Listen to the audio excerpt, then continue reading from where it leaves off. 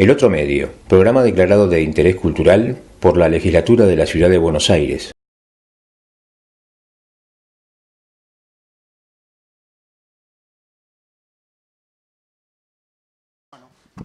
Bueno, amigas y amigos, estamos en la casa de Aldo Ferrer. Aldo Ferrer, un economista, un político, embajador, diplomático, con una larga trayectoria dedicada a lo que él sabe hacer, orientarnos con los temas económicos y también políticos. Recientemente se han celebrado elecciones en Argentina, ya tenemos un resultado, hay balotaje, próximo día 22 de noviembre, y los candidatos han expresado su preocupación por la política y por la política económica. Nos gustaría, dada su experiencia y su conocimiento, ¿qué diferencias encuentra entre las propuestas políticas económicas de los tres principales candidatos, Scioli, Massa, Macri? Sin perjuicio de los demás, pero vamos a centrarnos en esos tres. Eh, yo diría que la línea divisoria entre las propuestas pasa por el tema de la soberanía, es decir, qué peso le da cada propuesta al hecho de que el país esté desendeudado, que no esté dependiendo del crédito internacional, que haya recuperado su estado nacional. Y también a partir de aquí la idea de la confianza en el potencial argentino para desplegar un proyecto nacional soberanista. Y en esto hay históricamente diferencias de opinión en la Argentina, porque hay sectores importantes de opinión que piensan que Argentina es un segmento del mercado mundial, que tiene que acomodarse, digamos, al lugar que le corresponde en el escenario mundial, que depende esencialmente del crédito externo, de la inversión extranjera, y de alguna manera esto se expresa en las propuestas que están hoy, digamos, para la decisión del electorado argentino. Así que yo creo que esa es una línea importante que marca la diferencia, el tema de la soberanía. Bien, muchas gracias. Pero voy a acomodar algo.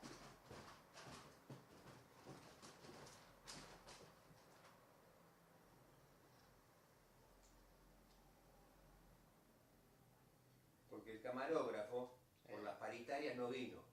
Ah, claro. Ahora está mejor. Ahora está más alto.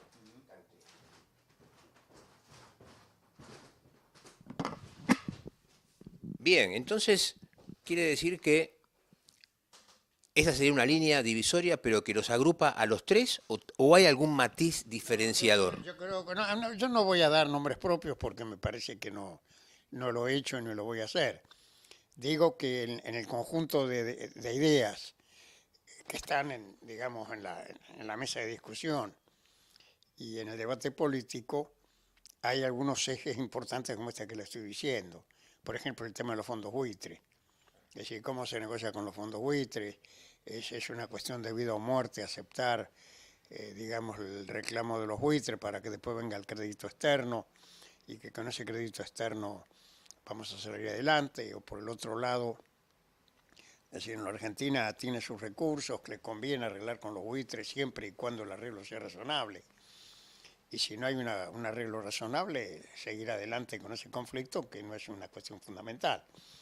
Entonces, en cuestiones como esa y en otras, hay matices importantes que diferencian la postura, y por lo tanto, por eso digo que la cuestión de la soberanía me parece que es una línea divisoria entre las propuestas que están en la mesa, ¿no? Sí, la soberanía sigue siendo una cuestión central, ¿no?, para los países. Eh, Recientemente, países como Estados Unidos ha realizado un acuerdo importante que se lo llama Asia-Pacífico, ¿verdad? Con Japón, con Chile, con otros países. Eh, a ellos los beneficia, si no, no hubieran hecho el acuerdo. ¿Cómo podría o de qué manera puede llegar a impactar en una economía como la Argentina? Bueno, el problema de los acuerdos con países más desarrollados es que generalmente esos acuerdos tienden a que los países miembros eh, disminuyan el grado de su autonomía en el manejo de la política económica y, por ejemplo, en la cuestión de las compras públicas, cuando el Estado compra, le da igualdad de oportunidades a los oferentes locales, a los oferentes de afuera, el tema de la propiedad intelectual, el tema de la tecnología. Entonces el riesgo que tienen estos acuerdos comerciales, cuando las partes son muy distintas, es que hay que tratar de evitar de no quedar atrapado en una relación bilateral que le da ventajas al país más desarrollado, porque tiene más capacidad competitiva por su tecnología y por su industria, al mismo tiempo que uno renuncia a instrumentos fundamentales para la transformación. Entonces es necesario manejarse con mucho cuidado en ese tipo de acuerdos y claramente para la Argentina no es conveniente ningún acuerdo que implique renunciar a instrumentos fundamentales de su política económica, como los que acabo de mencionar. Por ejemplo, la política de compras públicas. Claro. Como país, nosotros integramos desde el año 1991 un acuerdo también económico con los países vecinos, con Brasil, con Uruguay, con Paraguay, el Mercosur. Muchos de los que integran los socios nuestros en el Mercosur critican este acuerdo hoy, en su actualidad, siglo XXI. Y algunos, como Estados, precisamente Uruguay, estaba planteando su necesidad de asociarse haciendo tratados de libre comercio, por ejemplo, con Estados Unidos, cosa que el Mercosur aparentemente no lo permite. ¿El Mercosur hoy cómo está? ¿Está bien? ¿Goza de buena salud? ¿Debería mejorarse? Mire, el Mercosur está tan bien como están sus países miembros. El Mercosur se caracteriza por ser un arreglo, un convenio entre países en desarrollo con distintos tipos de tamaños y también distintos tipos de desarrollo. Y se le pide a veces al Mercosur cosas que son muy difíciles porque no se puede, digamos, con esa diversidad de situaciones que abarca el Mercosur, delegar en organismos comunitarios, como pasa en Europa, en una Secretaría General que tome decisiones comunitarias. Esto es muy difícil, por eso incluso en Europa se está viendo ahora las consecuencias que tiene un acuerdo tan profundo de integración como el de la Unión Europea, que incluye para la mayor parte de los miembros la moneda única, el euro, cuando hay economías tan distintas en ese espacio como la economía griega y la economía alemana. Y ya estamos viendo lo que le está pasando a Grecia por haber quedado atrapado en ese esquema. Entonces yo creo que el Mercosur es tan bueno como puede ser en virtud de las diferencias que hay entre los países y las diferencias de políticas. Y hay que profundizarlo. Yo creo que ha dado grandes resultados en el plano político. Hay un grado de empatía política y de concertación en la UNASUR, en los diversos organismos que han permitido una expresión solidaria de la región frente a los problemas internacionales y frente a los problemas internos. Yo creo que esto ha sido muy importante. Y en el terreno económico las dificultades son las propias que tiene Brasil. Por ejemplo, ahora Brasil está en una situación complicada, en un proceso recesivo, con dificultades internas políticas y económicas serias. No podemos esperar de Brasil en estas circunstancias que sea un factor de impulso del Mercosur. Pero lo importante es que cada uno, aceptando las diferencias que tenemos, reconozcamos que tenemos cosas comunes que hacer, por ejemplo en la infraestructura, en la ciencia, en la tecnología, en el desarrollo industrial, si nos pudiéramos poner de acuerdo en el desarrollo conjunto de algunos sectores, y no caer en esta actitud crítica, no sirve, porque no, yo creo que el Mercosur es lo que puede ser, no se le puede pedir más de lo posible, y al mismo tiempo sigue siendo un instrumento útil que hay que utilizar más intensamente en cuestiones como las que acabo de mencionar, la infraestructura, la energía, la ciencia, la tecnología y algunas otras más. Muchas gracias. Bueno, estamos conversando con el doctor Aldo Ferrer, pero volviendo al plano doméstico, al plano local, y volviendo quizás a la pregunta inicial, se mencionan, no todos de la misma manera, pero sí mencionan variables. Por ejemplo, el tema de la inflación a nivel interno, el tema del dólar, si hay o no atraso cambiario. O sea, ¿qué variables, si estas son las importantes, u otras variables para el tema económico argentino, cuáles serían a su criterio? Bueno, yo creo que tenemos un problema que ha vuelto a aparecer y que es un problema estructural de largo plazo, que es la falta de dólares. Acá se han juntado una serie de factores. La industria argentina, como no se ha desarrollado por una serie de dificultades políticas y de cambios de orientación y tantas otras, no ha desarrollado un perfil integrado y entonces cada vez que la industria crece genera un déficit en el comercio de manufacturas de origen industrial, es decir, importa elementos que necesita para funcionar la industria, por ejemplo, el sector de autopartes, o en productos electrónicos, o en maquinarias y equipos, algunos productos químicos. Y entonces cada vez que la industria crece genera un gran déficit.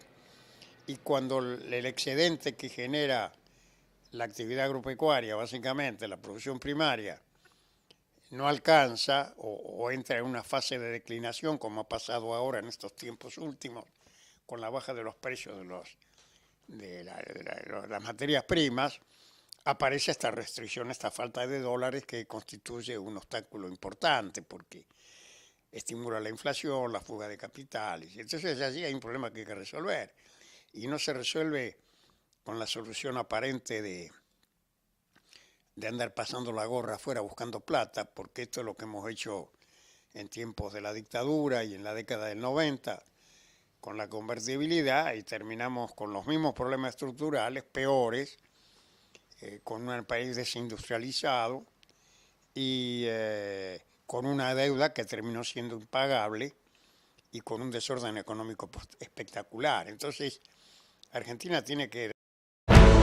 En San Martín promovemos la cultura, el deporte y el encuentro comunitario. Por eso, adquirimos y recuperamos el emblemático Centro Cultural Pérez de Villa Lynch y conformaremos allí un nuevo parque escuela. Un espacio público, educativo y deportivo abierto a la comunidad, donde los vecinos de San Martín podrán disfrutar todo el año de actividades recreativas. Sigamos cambiando San Martín. Municipalidad de San Martín.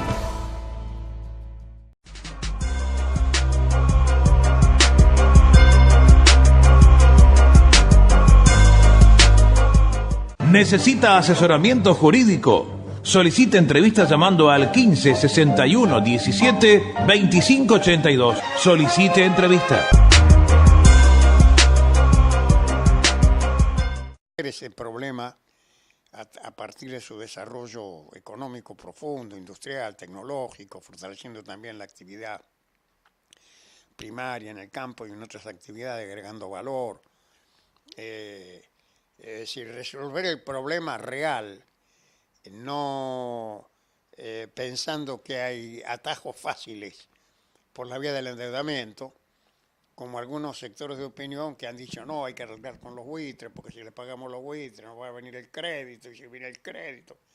Yo creo que esto es lo que hemos vivido en otros tiempos y las consecuencias ya las conocemos. Entonces el desarrollo de la capacidad de generar divisas para equilibrar los pagos internacionales, yo creo que es la condición fundamental. Y en este sentido ha habido un avance importante, porque el país se desendeudó. Hoy no tenemos, aparte del déficit estructural, un déficit severo en materia de financiero, es decir, porque la deuda es pequeña y por lo tanto no nos reclama muchos recursos, pero tenemos problemas de fuga de capitales, es decir, hay una serie de problemas ligados a la restricción externa que constituyen probablemente el punto más agudo de la situación actual. Yo creo que es manejable y hay que buscar resolverlo por las vías reales, no por la vía de la fantasía del endeudamiento. Bien, bien, bien, muchas gracias. O sea que esta fuga de capitales no está creyendo en esta solidez estructural que usted menciona de la Argentina a través del desendeudamiento. ¿Por qué? La Argentina tiene una larga tradición de inflación. El siglo pasado, el siglo XX, tuvimos el récord mundial de inflación. Y la moneda argentina, el peso, no cumple una de las funciones fundamentales de una moneda nacional, que es la función de ahorro. Es decir, que la gente cuando ahorra en su moneda nacional. Acá, como ha habido tanta inestabilidad con los precios y con el tipo de cambio, y la dificultad de encontrar colocaciones financieras en pesos seguras y rentables, el dólar es una escapatoria a esa situación, ahorrando, transformando el ahorro interno en dólares, pero eso implica sacar recursos del circuito productivo. Entonces yo creo que digamos, la dolarización es una reacción frente a la incertidumbre, y después en ese escenario puede haber especuladores que aprovechan las circunstancias para en ciertos momentos sacar alguna ventaja. Pero es un problema que solo se resuelve con más estabilidad, resolviendo la restricción externa, con crecimiento, con inversión, fortaleciendo la situación macroeconómica, bajando la tasa de inflación, fortaleciendo la situación fiscal. Desde luego manejando un tipo de cambio que sea competitivo y estable y que sea un tipo de cambio único, evitar este tema del doble mercado que siempre es una gran confusión. ¿Doble o múltiple? Sí, múltiple, sí, exactamente, varias cotizaciones para diversas finalidades, incluyendo una cotización, digamos, informal, que es la llamada Blue.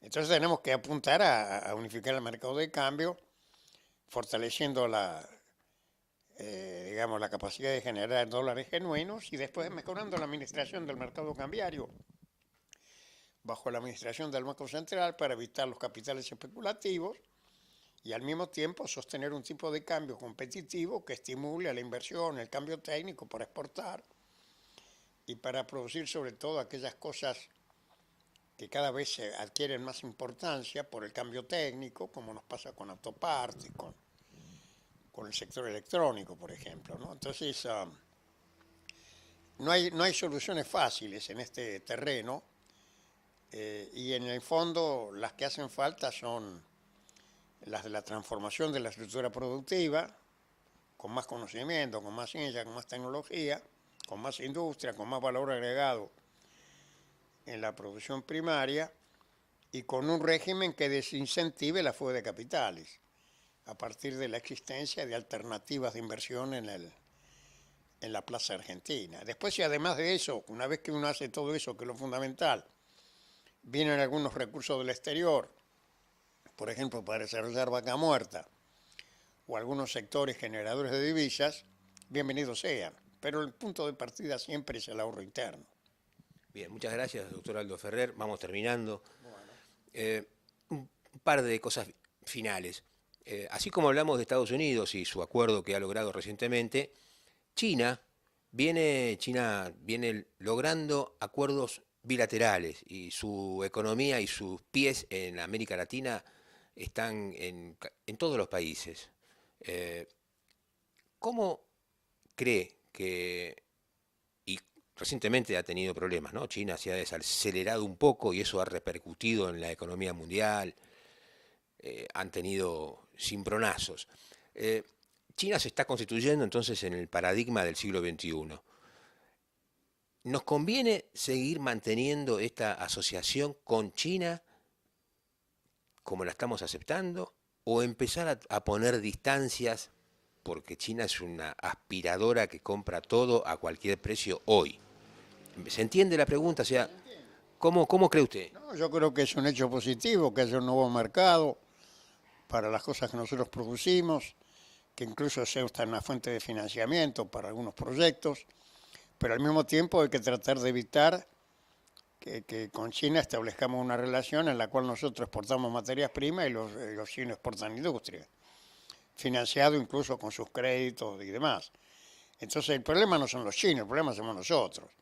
Si nosotros logramos realmente hacer una política industrial profunda y demás, vamos a establecer con China una relación madura, como la que tiene China, por ejemplo, con Corea, que es un país vecino de China, una economía muy pequeña respecto de la economía china y sin embargo absolutamente equilibrada en términos del contenido de tecnología y valor agregado de lo que comercian. Es decir, Corea es un proveedor de manufacturas de alta tecnología, China, no es un proveedor de materia prima. Y compra también cosas chinas de avanzadas. Y entonces, la relación con China no depende, es decir, el tipo de relación que tengamos no depende de los chinos, depende de lo que nosotros hagamos. Si nosotros volvemos a caer en la trampa de desindustrializar el país y bueno, caemos necesariamente reproduciendo con China la misma relación que tuvimos con los ingleses al siglo XIX. Le comprábamos los ferrocarriles, los productos industriales, los textiles, todo lo que había, venía industrial, venía de afuera, y le vendíamos carne y trigo. Y bueno, ese modelo funcionó hasta la crisis del 30 y después se vino abajo. Entonces no deberíamos reproducir con China el mismo modelo de intercambio, ¿no es cierto? Pero depende básicamente de nosotros. Bueno, muchas gracias, doctor Aldo Ferrer. Tenemos varias preguntas más, pero como esto, primer acto es hoy, segundo acto será mañana u otro día. Con muchísimo gusto. Cuando usted disponga, nos vemos. Ok, muchas gracias. Amigas y amigos, entonces Juan José Dimas, Buenos Aires, Argentina, para el Otro Medio en Español, esta vez conversando con el doctor Aldo Ferrer. Gracias por acompañarnos. En San Martín promovemos la cultura, el deporte y el encuentro comunitario. Por eso, adquirimos y recuperamos el emblemático Centro Cultural Pérez de Villa Lynch y conformaremos allí un nuevo parque escuela, un espacio público, educativo y deportivo abierto a la comunidad, donde los vecinos de San Martín podrán disfrutar todo el año de actividades recreativas. Sigamos cambiando San Martín. Municipalidad de San Martín. Amigas y amigos, para anunciar en el Otro Medio, Llame al 15 61 17 25 82 o por correo electrónico a comercialelotromedio@yahoo.com.ar.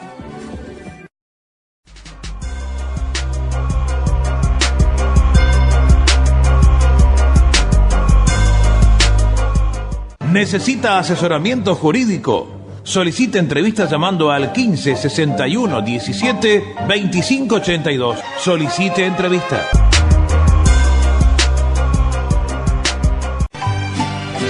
Y nos dieron las 10 y las 11, las 12 y la 1 y las 2. amigas y amigos, cerramos el Otro Medio. Pasa y todo queda, pero lo nuestro es pasar. Nos dijimos adiós, ojalá que volvamos a vernos.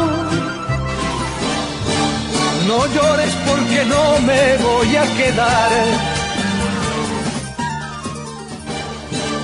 Es hermoso partir sin decir adiós. Y nada más.